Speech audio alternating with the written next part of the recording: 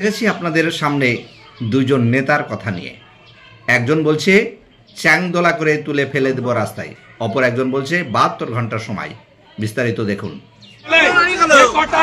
মুসলমান এমএলএ দিকে আসবে, বিজেপি সরকারে আসবে, চ্যাংদোলা করে তুলে রাস্তায় ফেলবে, এই রাস্তায় ফেলবে। আমি শুভেন্দু অধিকারীকে 72 ঘন্টা সময় দিচ্ছি। পশ্চিমবাংলায় একের পর এক উত্তেজনাপূর্ণ বক্তব্য রেখে পশ্চিমবাংলায় অশান্তির বাতাবরণ করতে যাচ্ছেন কিছু নেতা। 2025 সাল পড়তেই একের পর এক মুর্শিদাবাদের উপর নজর দিলেন বিজেপি দলের স্বনামধন্য নেতা। আসলে কি স্বনামধন্য নাকি ফেক, সকলেই দেখলেই বুঝতে পারবেন। নবদ্বীপ বালুরঘাট ট্রেনের ঘটনার বাহবার পর মুর্শিদাবাদের নওদা থানা পাটকাবাড়ি ঘটনায় হিন্দুদের ঘর পুড়ে দেওয়া ও অত্যাচারমূলক বক্তব্য সমস্তটাই মুসলিম বিদ্বেষী। সেখানেই ক্ষান্ত নয়, বিধানসভার বাইরে মুসলিম বিধায়কদের ঠ্যাং দোলা করে তুলে বাইরে ফেলে দেব এমনও উক্তি করেন এই সেই নেতা। তবে কি বাংলার মানুষ এই নেতার উপর ভরসা বা বিশ্বাস রাখবে? আরও একটি বিষয়, মেইনস্ট্রিম মিডিয়া কিছু না ভেবেই বা কিছু ডিজিটাল মিডিয়াও আছে যারা ভুলভাল তথ্য পরিবেশন করছে। তাহলে কি সাংবাদিকতার শিক্ষার অভাব, নাকি টিআরপি বাড়ানোর আশায় ছুটছে সেই সব নেতার কথায়? পশ্চিমবাংলায় শিক্ষিত মহল এই খবরগুলো বা এই চ্যানেলগুলোর উপর ভরসা রাখতে পারবে না। পশ্চিমবঙ্গের শুরু হবে একটি অশান্ত, সবটাই যেন কেমন মনে হচ্ছে। যে কোনো কথাই মুসলিম মৌলবি দাড়ি টুপি, এ যেন একটি প্রতিদিনের কথা। অন্যদিকে ভরতপুরের বিধায়ক হুমায়ুন কবির 72 ঘন্টার সময় দিলেন শুভেন্দু অধিকারীকে।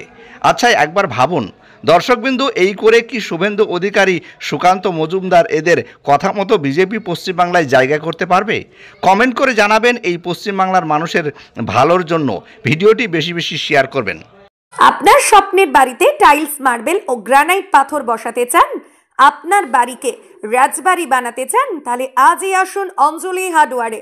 ঠিকানা হরিহরপাড়া পার হাউসের নিকট। মোবাইল নাম্বার 9800968896 অথবা 9002359393।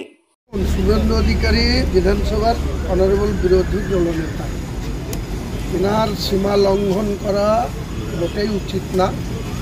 উনি নিজেকে এত শক্তিশালী ভাবছেন।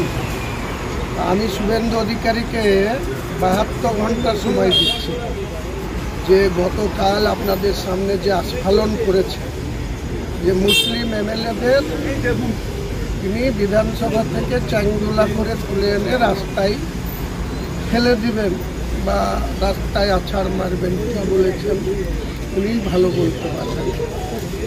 আর আজকের দিনে আপনি যখন হিন্দু হিন্দু হিন্দু করছেন আর মুসলিমদের এইভাবে অপমান করছেন বা চ্যালেঞ্জ করছেন, আমি হুমায়ুন কবির একজন মুসলিম বিধায়ক হিসাবে চ্যালেঞ্জ করছি আপনাকে।